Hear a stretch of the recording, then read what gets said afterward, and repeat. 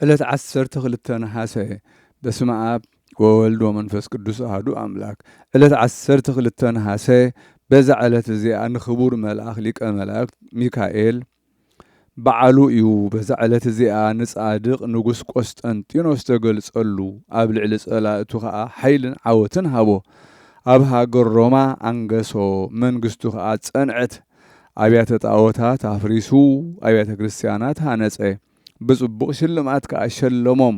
ምእንቲ እዚ መምህራን ቤተ ክርስቲያን ነዚ ክቡር መልአክ ሊቀ መላእክቲ ሚካኤል በብወርሑ ዕለት 12 በዓሉ ክንገብር ኣዚዞምና እዮም። ኣማላድነቱ ምሳና ይኹን ዘለዓለም ዓለም ኣሜን። ሰላም ለከ መልአከ ኪዳኑ ወምክሩ ለእግዚአብሔር ልዑል ዘግሩም ግብሩ በረድኤትከ ረዋፂ ዘአሰረ ነፋስ አሰሩ አመላእልየ እኩየ መከሩ ጉባኤ ጸርየ ሚካኤል ዝሩ።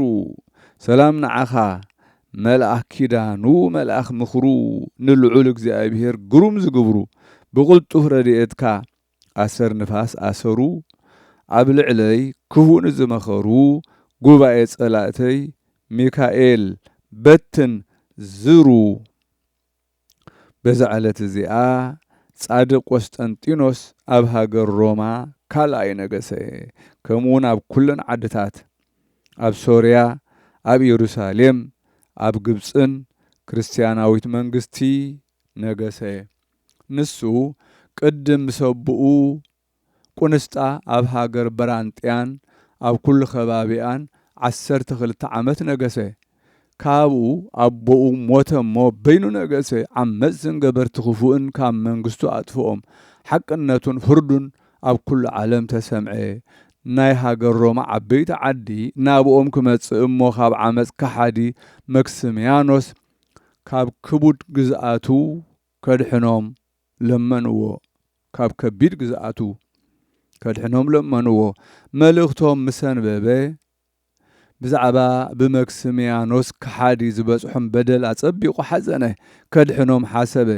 በቲ ግዜቲ ኣብ ሰማይ ክቡር መስቀል ተራእዮ። ሽዑ ናብ ውግእ ኸደ እሞ መክስምያኖስ ከዓ ሃደመ። ኣብ መርከብ ተሰቒሉ ብባሕሪ ክሳገር ከሎ ድማ እቲ መሰጋገሪ ፈረሰ። ንሱ ከዓ ምስ ሰራዊቱ ኣብቲ ባሕሪ ጣሓለ። ብሕማቕ ሞት ከዓ ሞተ። ቆስጠንጢኖስ ከዓ ናብ ሃገር ሮማ ኣተወ።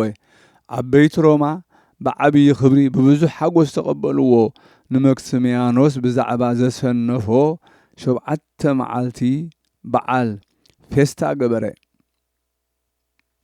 በቲ እዋን እቲ ፈላጣትን ምሁራትን ጥዑም ዝቃሎምን ንባቦምን ነበሩ። ንክቡር መስቀል ከዓ በቲ ጥዑም ቃሎም እናዘመሩ መድሓነ ሃገሮም ሰመይዎ።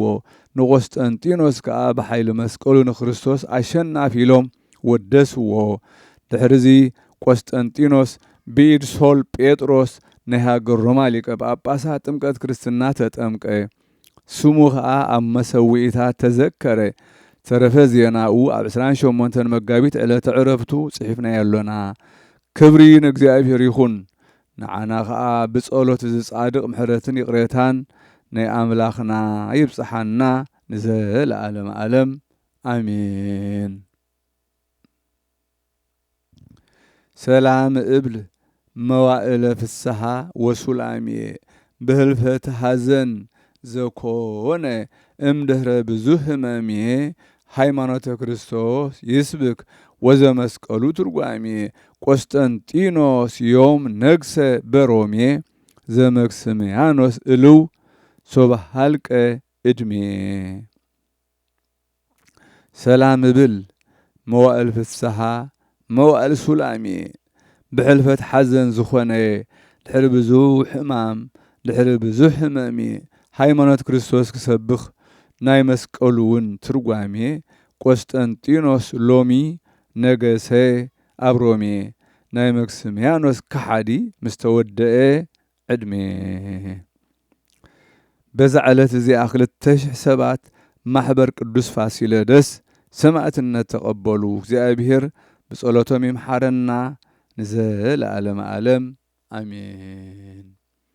ሰላም ለዝክረ ስምከ ዝክረ ሐሴት ወፍስሓ ከመ ወይነ በዓል ዘተቀድሃ ዕፀ ሃይማኖት ሉቃስ እስመ አጽቀ ጽድቅ ሰብሃ ወፍሬ ጻማከ ከመ ፍሬ በቀልት በዝሃ ተሰቅዮ ማየ ወደመ ቀይሃ።